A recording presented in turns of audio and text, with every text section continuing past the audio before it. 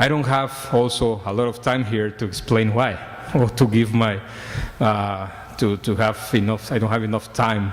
So I will condense a little bit in just some statistics of how bad NAFTA has been for Mexicans. To start with businesses, I'm not going to start with farmers or workers, I'm going to start with businesses. Only a handful of large corporations in Mexico have benefited from NAFTA, and basically those that are tied with US companies and those that are capable to receive credit. One of the big problems for companies in Mexico is the lack of credit. Why? Because NAFTA provides larger corporations with the capacity to intensify their intra-firm trade. So basically, who are the entities that are trading among our three countries are the larger corporations, and they're trading amongst themselves. They're moving their parts from Mexico to Canada, from Mexico to the US, from Canada to the US, and then back, or the other way around, but it's basically intra-firm trade what we're seeing. For example, General Motors and other big companies are not really required to integrate parts from national or local manufacturers, thanks to the continual removal of rules of origin within the NAFTA region. And this is another thing that our ministers just committed to continue intensifying the removal of rules of origin and removing what they called obstacles to trade, to continue benefiting these larger corporations to move their goods, their services, and their capital among our countries. So what they're actually doing, what they actually have decided in Dallas is that they will continue deepening NAFTA.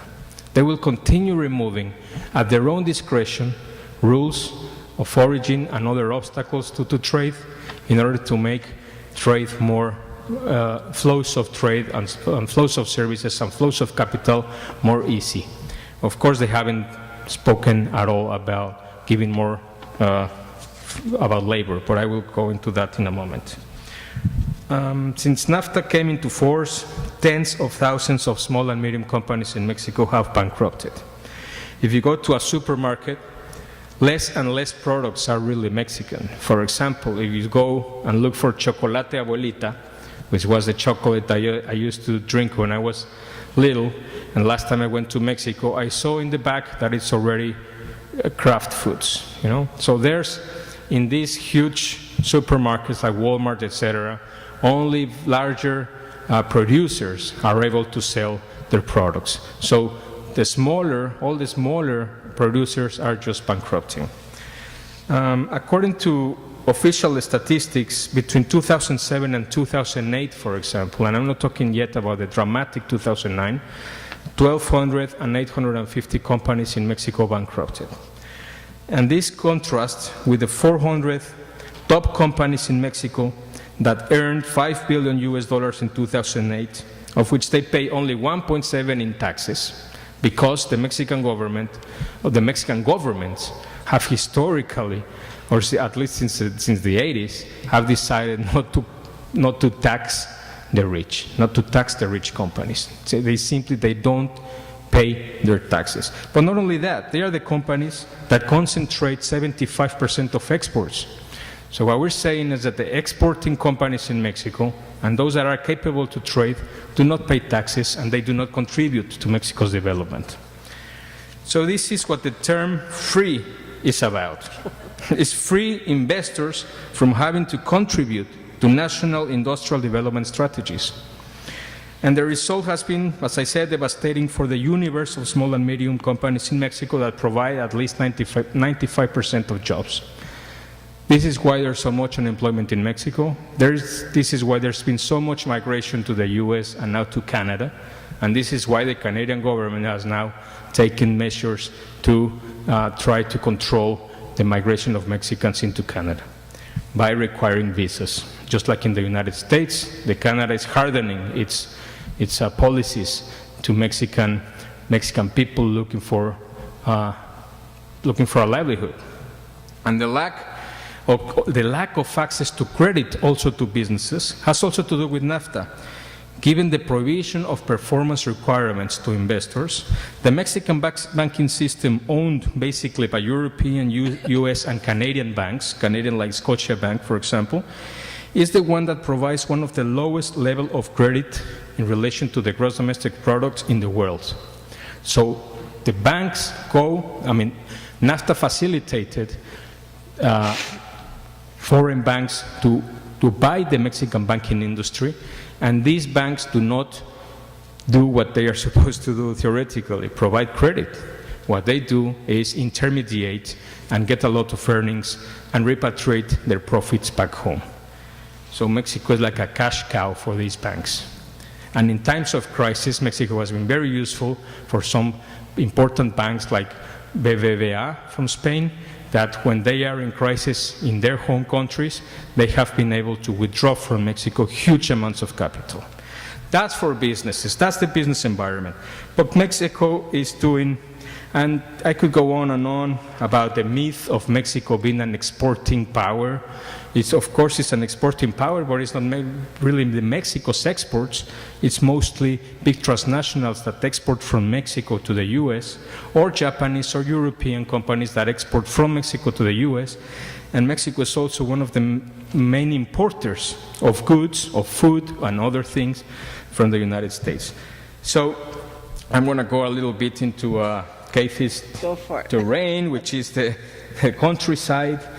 She's a strong ally of Mexican organizations as well. But for farmers, the 20 largest corporations that control the system of agro-industry in Mexico, they would agree, these 20, that NAFTA has been a success. It has been a success for them, for these 20, starting with Monsanto and Cargill, etc. However, previous to the first visit of Obama to Mexico, the campaign Sin Maíz no hay país is la campaña, is the campaign without corn there is no country. It's a nationwide campaign that tries to perseverate our most basic food staple, which is maize. They urge Obama with a letter asking him to commit to his campaign commitments, to comply with his campaign commitments. The letter of these farmers said to Obama, the Mexican government has renounced its obligation to guarantee the development of the countryside and the production of food, which had been promised as a supposed benefit of NAFTA, and to put an end to the use of the escape valve that represents, on the one hand, migration to the United States, and on the other, the income generated by the cultivation and trafficking of narcotics. So this has been two escape valves for the Mexican economy. Migration to the US and the remittances, and the other, the narco economy that sustains so much of the Mexico's informal economy. This situation needs to be changed. Mexicans, as you know, immigrated to the United States since NAFTA came into being, tripling the average of previous years and reaching 500,000 Mexicans per year. Today's that the world, and this is another aspect of the incredibly schizophrenic relation that we have between Mexico and the US, is that today that the world commemorates the 20th anniversary of the fall of the Berlin Wall.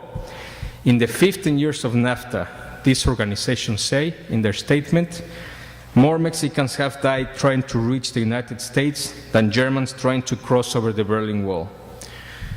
So, dumping, including the importation of genetically modified corn now without control, and the Mexicans' irresponsible decision to promote the sowing of genetically modified corn in Mexico, is affecting the way of life of all the country, of millions of farmers, rural communities, and the part of Mexican culture that is created and sustained through our food. This only serves, they say, and I agree, to improve the sales and purposes of companies like Monsanto. So I could go on and on giving you figures about how bad the situation is in the Mexican countryside.